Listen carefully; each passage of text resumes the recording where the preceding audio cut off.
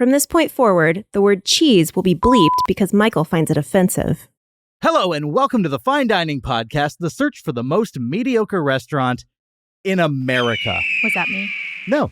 Oh, but it can be. I got nervous all of a sudden. Yell America. Just America! Nailed it. I'm your host, Michael Ornelas. This is the show where I'm looking for the perfect 5.00 dining experience out of 10. Why am I doing this? Why am I equipped to do this? Honestly, I just wanted an excuse to eat at chain restaurants constantly and kind of make a joke out of it. It's a win-win. Is it? I'm gonna die young. With me is my dear friend from college. Yes. Kellie Baldwin. Thanks for coming on the show. Yeah, of course. Thanks for being here. Yay. And you are here. It is currently MS, Multiple Sclerosis Awareness Month. It is March, the month of March. You yourself have MS. I do. I was diagnosed just over 5 years ago. And it's a whole new world. It's just like Disney, huh? It's just like they sang to me about it and I didn't believe it. And yet here I am. Well, you went with me to Culver's. Culver's. It's a You can make it. Yeah, you can make it weird thing. You can make it difficult. I am trying. Culver's. It is a Midwest-based burger joint, and they are also going to be an entrant into this year's Septemburger. Septemburger. Sirens and fire alarms go off everywhere. And fire alarms? I don't know. Something goes wrong on one of the griddles. It's a given. Yeah. This is where we went, and it was an interesting meal, I would say. There aren't many fast food places where you're going to get, like, Atlantic cod. Yeah. I burped it up just in this moment. It wanted to speak for itself. Thank you. I was going to say, let's retake that because I don't want to leave a burp in. But let's you just paved ahead. You paved the road over it. I can't go back and fix it. It's there. Yeah. And this was a place that I've heard a lot about, but I hadn't been to before. You have in the Midwest. So I went to visit my best friend from high school lives in Wisconsin. And so I ate it there. My understanding, it originated in Wisconsin. So that's like the place to eat Culver's. But I think that's the only time I've ever had it before. Yeah. So just number 2 for you, number 1 for me. And we will get into it next week when we review the restaurant. But that's not what this week's about. No. This week, we'll tell you what it's about after the theme song. Because we've been talking too long. Our table, I don't know. Is it ready? Is it not? We'll find out. But we will play a song about it. Your table is ready, follow me. Have you tried our chicken breast? Serving pancakes and ribs, I recommend the spaghetti. We're here to satisfy, not to impress. Your table is ready, complimentary butter and bread. These walls have road signs, knick-knack, cowboy hat, good luck cat, autographed guitar, some crap from your city. Behold the tchotchke of mediocrity. Fine dining, just fine dining, fine dining. Letters on the sign are shining, neon flickering, irregular timing. Identify the perfect 5 out of 10. Fine dining. Fine dining. First impressions. We walked in, there's a little entryway, and they have like some posters with advertisements about some of the treats. They also have... Hold on, I need to address that. It's like a 4-way window. Yeah. Top left box, try our Butterburger. Bottom right box, try our pretzel bites. Top right box, try our curds. What about the bottom left box? Oh, I'm so glad you asked. Try our curds. But Michael, you've already mentioned that. We just don't have 4 things that we care enough about. Here's 3 and a reminder. And a reminder of one of them. Anyways, digression. That stopped me. Don't worry. That one stopped me in my tracks. The other thing that stopped me, there was a collection of portraits of young toddlers. Several. I don't know. Some bordering on baby, some bordering on kid. Elementary school age. But like all of them looked like they would fit the bill of specifically toddler. And we're not talking one. These are like nice framed photos you would find in a home. They paid money for these portraits. And like one of them just like a bouncing baby boy in a bunch of blue bonnets. That's very typical for Texas. Very typical for Texas. Yeah. I just wanted to make an alliterative sentence. And then just the rest, less artful, but equally baby, equally toddled. And there were like no labels about this is so-and-so. No context. There's no context at all. You just walk in and are confronted with these portraits. Babies confront you at this Culver's. You walk in and they're like, hey, you. Give me your stuff. We saw that you're here. We're here too. And I want to give an award to these toddlers. Just the experience of overwhelming your entranceway with unknown children, contextless children. It's way too much. This is... What are we accomplishing with this? That's the message. Whoever decorated this place, that's the very first message that they want you to receive when you come in. Be like, hey, babies. If you don't like these babies. Let me also note, there were 0 babies in that restaurant when we were there. It was not a baby-forward environment. No, it was not. Yeah. But the entranceway, it created baby. An expectation that this, I'm blanking on the name of, what's that place you drop kids and they like play around and like it's not LL daycare? Bean, but it's but it has like letters and then a name. Mount Playhouse? Discovery Zone? DZ, where kids want to be? Can we tangent? Yeah. How many birthdays did you have at a DZ? I think just one. I think I had like 3 or 4. DZ was my jam. And I expected one when I walked through this Culver. There were no little like webbed cables that you can fall through into oblivion. Yeah. There were no ball pits. There were no way too steep slides. But overall, this decision was way too much. Way too much. Yeah. And then we get up to the front counter and you listen to the show. You have heard me complain about the anxiety I feel, the pressure when I'm in a line and there's just an overhead menu board to order. This is why I like table service. And I'm kind of doing immersion therapy now that I have reached the 50s in terms of which episodes I'm in. Yeah. And I've unpopped the lid for fast food, for fast casual, for whatever weird type of chain eatery our brain can conjure. I'm there, but it is very much immersion therapy. So I'm in like a panic. I'm not. Yeah, because there were a few people that came in after us. And so we're standing there looking at the menu, which is like spans the whole width, the whole length of the counter. And like categories upon categories. Several categories. Sandwiches that aren't burgers, sandwiches that are burgers, sandwiches like half that the are menu chicken. is sweet treats. And then, a bunch of concretes, malts, shakes, custards, root beer floats. Goodies. And then sides. Yeah, so like we fish, come in and fish and for some salads. reason. These aren't my picks at a Culver. No, I skipped right over those sections. Yeah. But people are coming in behind us, so we're having to kind of like let them know to go ahead of us. Trying to plug the faucet, be like, slow down people out there. Yeah. And we're just letting them all go ahead. And I wasn't going to be victimized by the pressure to order. You stayed strong. I didn't cry. You did not cry. Not this time. Not this time. Yeah. But that's my issue. That's my issue. And then we ordered. And that's the thing for next week. So for this week, do you want to learn a little thing or two about Culver's? Do you want to know the history? I want to know several things about Culver's, Michael. I've actually got it organized into... Do you have some details? I have some details about this eatery in this week's Eat Deets. Oh, my.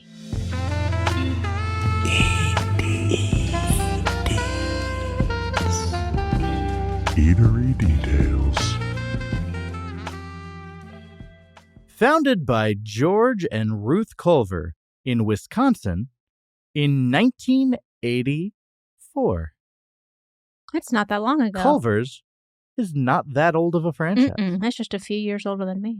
Just a few years older than me. Just Did it say what city in Wisconsin? Oh no, I've spoiled. That's it. The show's over. Thank you so much. Goodbye. I got called on my shit. I was just curious, like if it was a town that I was near. I've been to Wisconsin a couple of times, so I was just curious. Now we've got to know. I'm here for you, listeners and watchers. You're very welcome. Vamp while I look this up. I think I've been to Wisconsin 3 times. And so many of the cities I've been to have like Native American names, since it's like a part of the land where, surprise, it wasn't white people all the time. There was, where have I been? Kenosha? Sauk City, Wisconsin is where Culver's first opened its doors. Okay. The concept was to create a standard fast food place with farm-fresh ingredients and a small-town spin on the food, inspired by Wisconsin. The concept was to create a standard fast food place with farm-fresh ingredients and a small-town spin on the food, inspired by Wisconsin. Oh, it's going to happen it again. How constant of you. The concept was to create a standard fast food place with the farm-fresh ingredients and a small-town spin on the food. Inspired by Wisconsin. You've locked it in now. Wisconsin.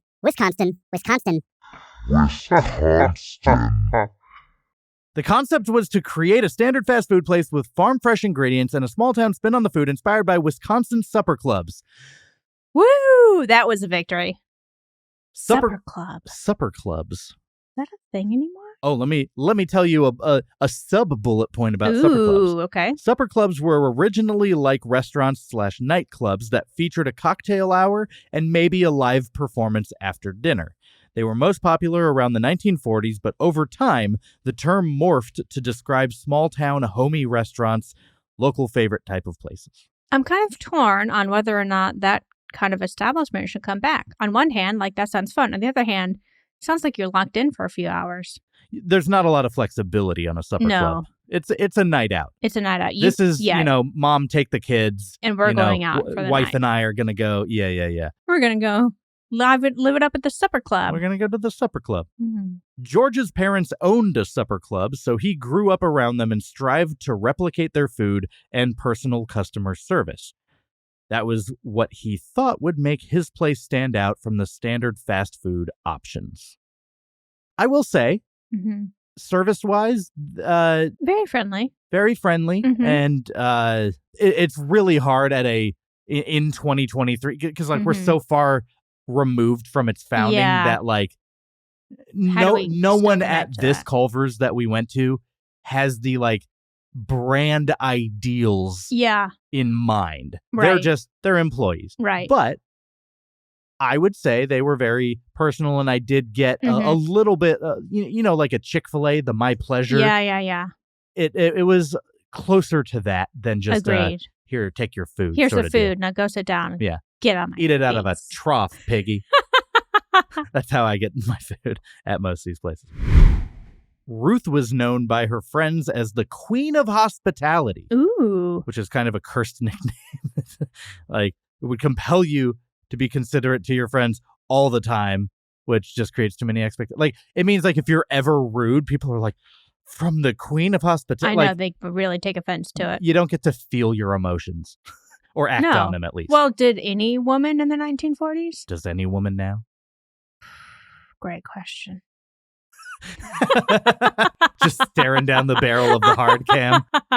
By the way, everyone, we're on YouTube now. So if you want to watch the show, youtube.com. www. In your address bar, dot, which is a period, YouTube, you as in you, not the letter. One word. .com. But they didn't find success right away. There was a lot of local competition, and the restaurant didn't make a profit for the first 3 years. Its first year, it went negative with a loss of about $40,000. Oh, no.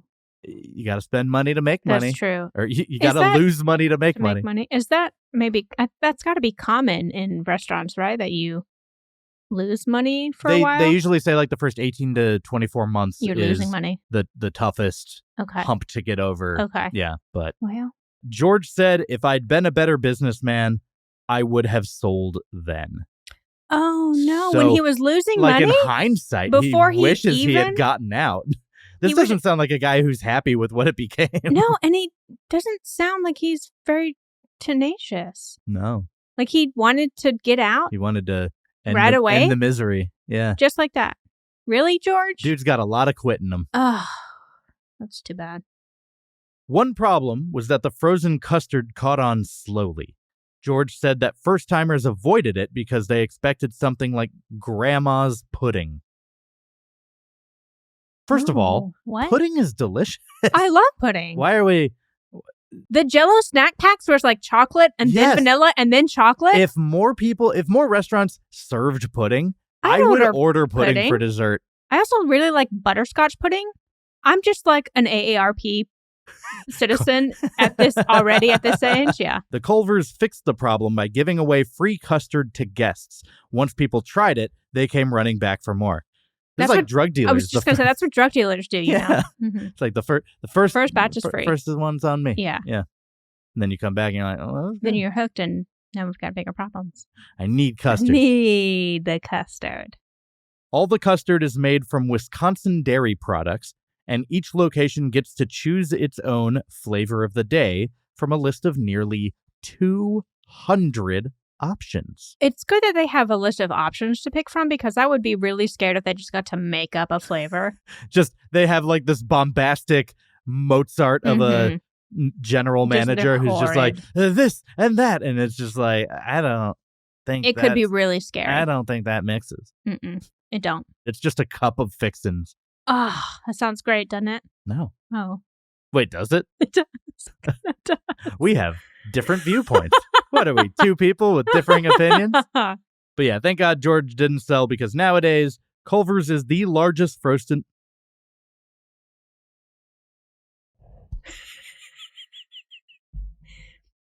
You said Frosten, and my mind immediately went to Thurston Howell from Gilligan's Island. I don't know why. I don't know why I can't speak today. You want to throw T's in everywhere. What's with the T? Thank God George didn't sell because nowadays, Culver's is the largest frozen custard chain in the U.S. of America. What makes frozen custard and different than just like ice cream? I did it again, didn't I? Oh, no. Don't know. These are things I'm just saying out loud and I can Google for myself later because I'm just curious, like a cat. Ice cream is typically lower in fat and calories than frozen custard. This is because it is made with larger amounts of milk and lower amounts of cream. That's why we liked the custard so much. That's the difference. Okay. Besides the custard, their signature item is their Butterburgers. Originally, they were portioned out on the grill using an ice cream scoop. That's cute. It's a weird flex, but mentions on their website.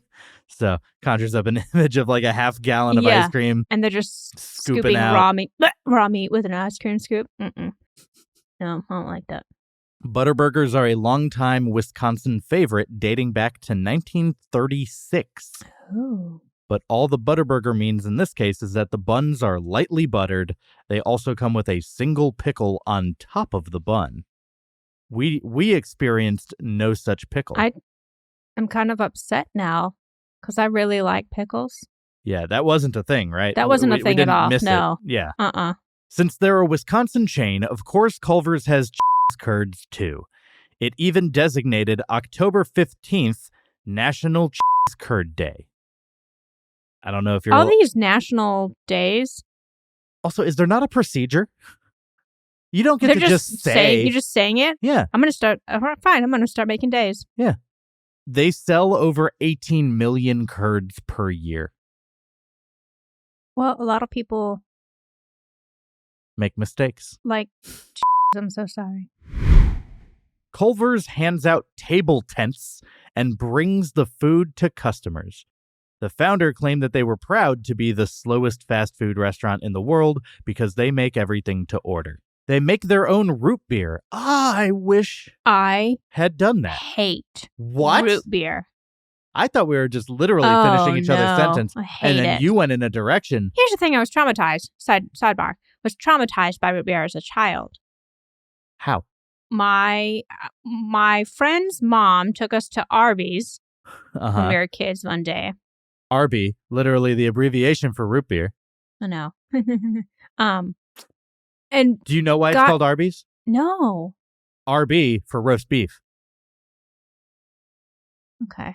So. That makes sense. Yeah. It didn't blow my mind, but it makes sense. Anyway, so you were taken to Arby's. So we went to Arby's to eat one day, and she got us, like the meal. We split a meal because we're little kids and we don't have full-size adult bellies yet. So we split a meal and got fries and what I thought was a Coke. So I went to take a big old gulp of this dark soda. And it was a different thing. It was not Coke. And it made you hate root beer? It made me hate root beer. Honestly, I have hated water because I have gone to take a drink of a Sprite and it was water. And I was like, huh? I've also, in reverse, hated Sprite because I went to take what I thought was water. Yep. I like those things. Yeah. But not when your mind is something expecting. about an unexpected flavor or an unannounced or an imposter flavor. The same thing happened with salt and vinegar chips, so I can't do salt and vinegar chips. Thought they were regular potato chips, took a big old handful as a young, dumb child. Same thing happened to me with those and sour cream and onion chips and yeah. There's a lot of trauma around food. There is. Let's get into it. Let's unpack. We'll get back to the eat deets. Yeah, that Culver's. show's done. We're on a different show now. Culver's. Oh, I didn't even finish that eat deet. Oh, they make their own root beer with a recipe perfected by George's son, Craig. Oh, Craig. So Craig made the recipe. Great job. Culver's mascot is a giant scoop of frozen custard named Scoopy. Scoopy? I thought that they were curds. They're is that what those yellow things are that we saw? It's gotta be. But now I want to go back and get a big plush Scoopy. Scoopy. Yeah. I hate that and love that equally at the same time. Right? I haven't landed. It's a little upsetting. Yeah. But I want it. Yeah. Yes. Yeah. Their first attempt at franchising was troubled. The Culvers weren't experienced with handling contracts, and the second location ended up being very different from the first. Uh-oh. The experience put the couple off of the idea for a few years, but in 1990, they tried again and got it right. There's the tenacity I was looking for earlier. George. If at first you don't succeed, wait a few years and then try again. Yeah. Okay, I like that. As a result, Culver's operates under especially strict franchise rules. All prospective owners have to spend a week working at a Culver's, performing every single role on a graded system. If they pass, they're invited to a 4-month training camp. Camped. T. Throw in the T. Quick. In the small town of Prairie du Sac, Wisconsin. Prairie du Sac. Sac. S-A-C. 2 sacks. Prairie Two Sacks. That was my nickname in college. Oh, there he goes. Prairie Two Sacks there over he here. Goes. This on top of all the usual franchisee expectations like picking a site, hiring employees, et cetera, et cetera. So a 4-month That's training quite a commitment. Camp is intense. What do you like? Is there an obstacle course? Is it like the Biggest Loser? Yeah, what are they doing? Lose 40 pounds. What are they doing every single day at this camp? What if we just want to attend the camp, but we're not prospective franchisers? We can get those disguise glasses and the fake big nose and the mustache, the Groucho Marx glasses. They'll never know. And we'll go in disguise. We'll be like, oh, we're looking to franchise. Oh, yeah, we're here for serious stuff. Go undercover and attend a 4-month Culver's training camp. Sounds like vacation. Uproot a third of a year. Yeah. Mm-hmm. Feasible. I got nothing else happening. I got nothing to do. Yeah. But all the hard work has paid off. By 2014, there were 500 Culvers in the U.S., all brick-and-mortar locations rather than rented spaces in strip malls or food courts. That's a good amount. 500? 500? That's pretty healthy. They're doing okay. Okay. Yeah. All right. And franchisees have a shockingly low rate of failure. Only 1.7% of loans granted to franchisees failed, while the average rate of failure for restaurants is 17%. So if you're looking for something to do Franchise the Culvers. You can't fail. You can't fail. Almost. Yeah. Asterisk. The system works to create successful restaurants, but that hasn't always translated to employee satisfaction. Back in 2012, Culver's was ranked as one of the worst restaurants to work in, along with some of the other places we've covered on the show already. Oh, no. Like TGI Fridays. Yeah. Really? Yeah. Is that just like any fast food place, though? Surely that's not atypical for fast food restaurants. Yeah, but I mean, they're all included in this list. So for it to be amongst the bottom of those kind of speaks something. And then since then, numbers have improved somewhat and the chain scores closer to middle of the road. So since 2012, they've had 11 years, 12 years to repair that infraction. Originally a Midwestern chain, Culver's has tried to expand slowly and target its existing customer base. So, one reason they've built locations in Florida, for instance, is to follow the quote-unquote snowbirds, which are Midwesterners who travel to warmer states in the winter. At some point, the whole country is just going to be Florida, right? Like, everything is, and we've expanded. We're in Florida now. I'm so sorry to, be dystopian about everything, but... I was like, this is the worst hypothetical scenario I've ever heard. Every time... Everything is Florida. Yeah. We've expanded in Florida or something in Florida. I'm like, God, is everything Florida now? Just the Floridification of America. I hate it. Yeah. Red Hot Chili Peppers got it wrong. It's not Californication. It's Floridification. Floridification. Yeah. And it's sad. Yeah. According to Restaurant Business Online, millennials ranked Culver's 4th in a list of their favorite quick service restaurants behind Chick-fil-A, Cold Stone, and Tropical Smoothie Cafe. Interesting. I've never heard of Tropical Smoothie Cafe. There's one not far from my house, but I don't think I've ever been there. Yeah. And I love me a Cold Stone. I don't know if I've ever been to a Cold Stone. Ooh, I'm a big Cold Stone stan. Okay. Do they just have ice cream or is it also it's food? Pretty much just ice cream. Okay. But it's smashing in your toppings and they make it like on a Amy's. slab in front of you. Yeah, or marble slab. Okay. Yeah. I like ice cream with a bunch of stuff in it. Me too. So the idea of I like a few mixed textures. I don't want just smooth. I like a Reese's peanut butter cup chunk inside of a bite of ice cream is hard to beat. Yeah, it's why I like Ben and Jerry's so much because there's way too much stuff in there. Yeah. That's exactly how I want my ice cream. I just tend to like the flavor creations better at a Cold Stone. Okay. I live really close to a Ben and Jerry's and Cold Stone that are across from each other. And I'm in that Cold Stone. Okay. Yeah. It also beat out In-N-Out and White Castle in terms of sales. I've never been to a White Castle. Don't. Okay. You're missing... Nothing special. You're missing a bad time. Okay. Yeah. If you like White Castle...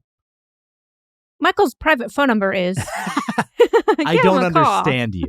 I don't understand you. That's all I'm saying. If you like White Castle, I don't get it. Maybe it's a local thing. Where... You know what?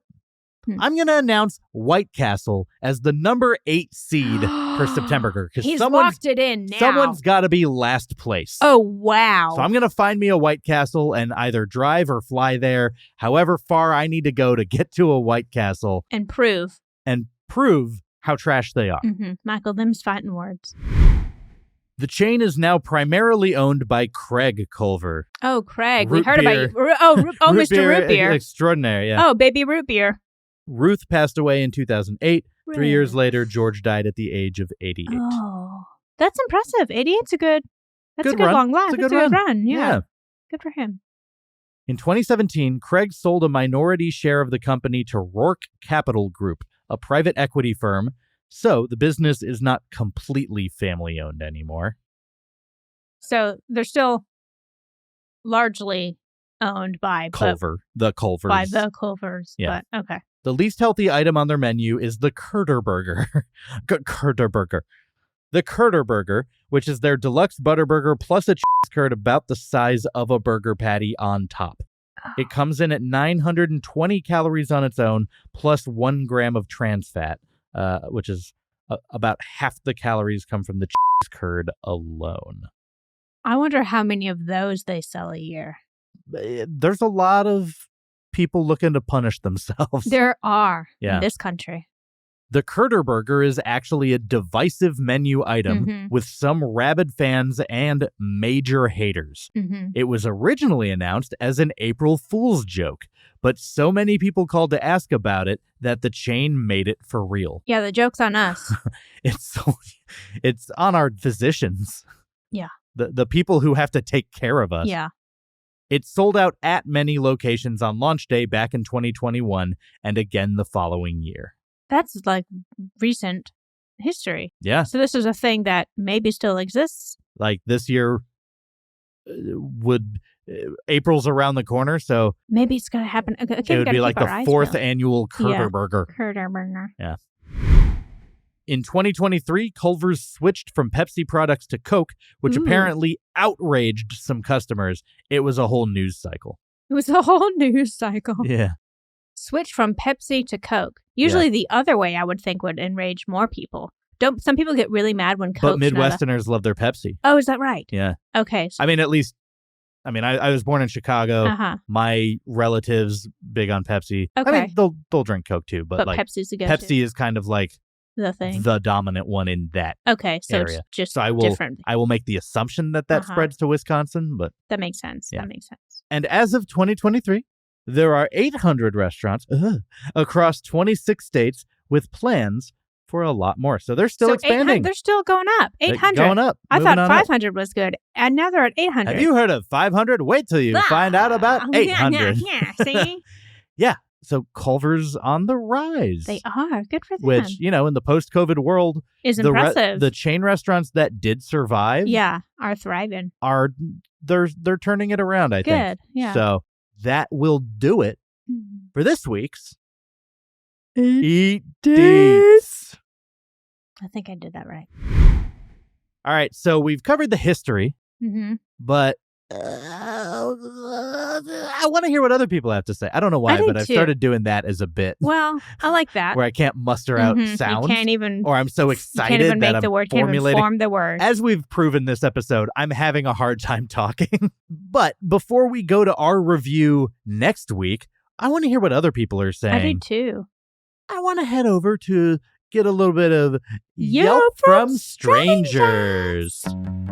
We need a little Yelp, a little Yelp from strangers. A 1-star, 2-star, 3-star, 4 or 5. So get a little Yelp, a little Yelp from strangers. A little Yelp. Give us those complaints while you literally whine and die. Yelp! This song gets stuck in my head regularly, just so you know. Yelp from Stranger. Catchy AF, as the children would say. I've designed it to be... Okay, well, you did. Well, I mean, I request them to be. I'm not the composer or performer on this. A lot of people think I'm the singer in these. I'm not. I didn't think James that. McAnally at Ramshackle Music on James, Instagram. You're doing great. He's great. You're he does a lot of my music. Tunes. No, it pops into my mind all the time, as does Fussy Little Boy. I haven't played that one in a while, but if you would like to accuse me of being one, we can drop it in here now. What were you fussy about today? I don't know. My inability to read. You're wanting to put T's in everything? Yeah. It's pretty fussy, Michael. It's fussy? It's a little bit fussy. What are you calling me? Thank you, Fussy Little Boy. Michael is a fussy little boy. Michael is a fussy little boy, baby. Michael is a fussy little boy. Michael is a fussy little boy. Yes, it happened and I did it. Power. It just instantly goes to my head. Speaking of fussy people, this is Yelp from Strangers, our segment where we go to Yelp and read out our favorite 1, 2, 3, 4, and 5-star Yelp reviews about the very Culvers at which we dined. Mm-hmm. Can I start us out with the good one? Yeah, I want you to. 3-star review. This is a 3-star review. This is from Andrew B. Over 2 years ago. The dude has written 252 Yelp reviews. He's elite for 2023. He's got 23 friends, 23 photos. I wonder if all the photos are photos of his Yelp friends. Yeah. Most of the menu doesn't fit in with my diet, but they have fries, which do fit in with my diet. What diet? What diet is this? We could stop right there and unpack. Let's never address the rest of it. That would be enough. It's like, there's more. I can't eat the stuff here. Except the fries, because that's in my diet. My doctor said that's okay. The service was fast, and the fries were hot. Confirmation that fries is what he got. Okay. The water tasted better than some other fountain waters. The tab for water had drawings of water drops, which confused me, as I'm used to the water tab saying water. But the water was good, and a person needs water on hot Texas days.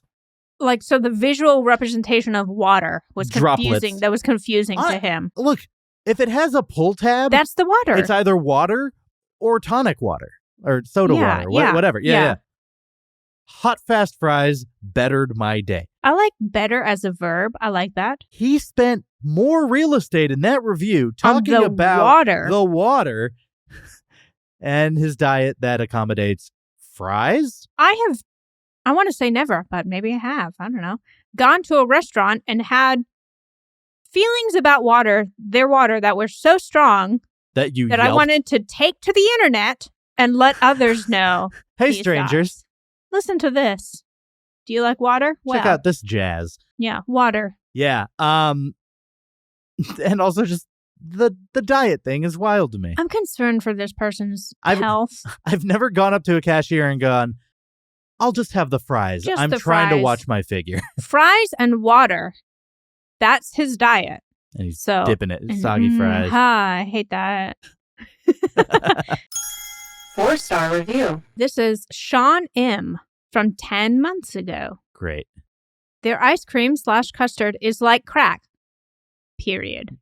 Good start. Okay, so we're jumping right in. Okay. We got drugs on the mind. Drugs. Well, and we know that they give you a taste. They start you off There's with a little theme here. I'm now realizing. Culver's not not above board. They're not. No. Yeah. Okay. I am obsessed with it. With the cream and custard or with crack? And he doesn't specify. We don't know.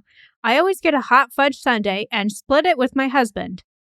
IDK what they put into it to make it taste so good, but don't stop. 12 out of 10. Def recommend. 12 out of 10. Stars. Yeah, but it only got 4 stars. So obviously 12 out of 10. Above perfection. The math's not there. No. The math's not there. It is. It's just wrong. Do you expect a crackhead to be nailing their number work? Solid point. That's true. Okay. I don't. All right. Thanks, Sean M. Thanks, Sean M. You can go download our full Yelp from Strangers segment at our Patreon. The link for that is in the description of this episode, or you can go to patreon.com/finediningpodcast. And we're now offering a 1-week free trial, so what do you have to lose? Go check it out. People have wild opinions, and we get to read oh so many of them. Thanks. That does it for the history of the place. That does it for our Yelp reviews. We've talked about our first impressions, but we are now ready to dive in to our review, our thoughts. Splish splash. Our opinion in Greece, in our opinions of what Culver's had to offer. So join us next week. Thank you so much for watching this episode of the Fine Dining Podcast, the search for the most mediocre restaurant in America. Kellie, thank you for coming on. Where do you want people to find you on social media, or do you want to stay anonymous? I always joke that my spirit animal is a grandmother, and I'm just not very social media forward. So find Kellie and out in the wild. A sweater. Find me out in the wild. Yeah.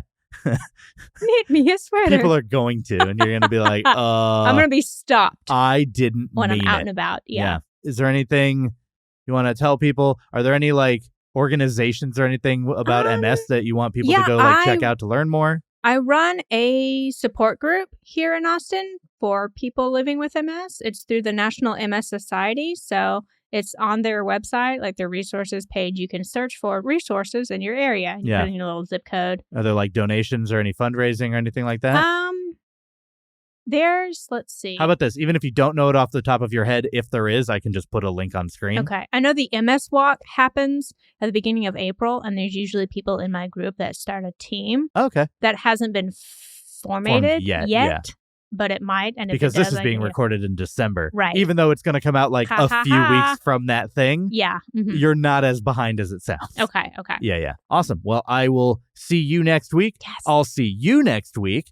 And we're just going to be sitting here waiting on our table in the meantime. No, I'm going to be living in your home for the next week, just waiting. Perfect. Okay. We're actually going to wait a week before we record. We're not going to knock it out. That's what I thought. Immediately That's after. how I thought it would go. Okay. All right. Well, thanks for watching. We'll see you next week. Have a fine day.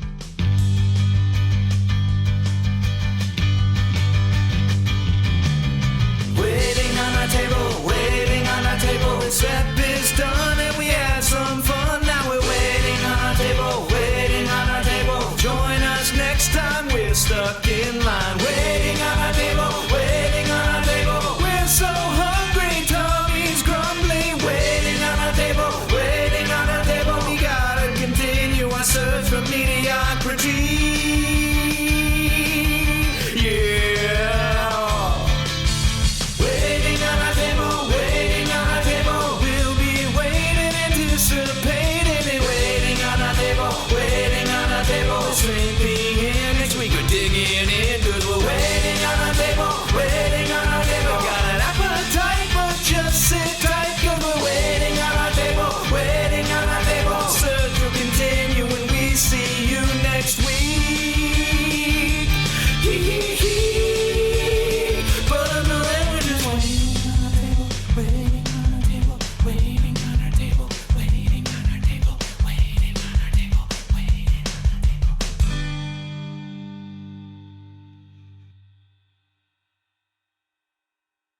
Have a fine day.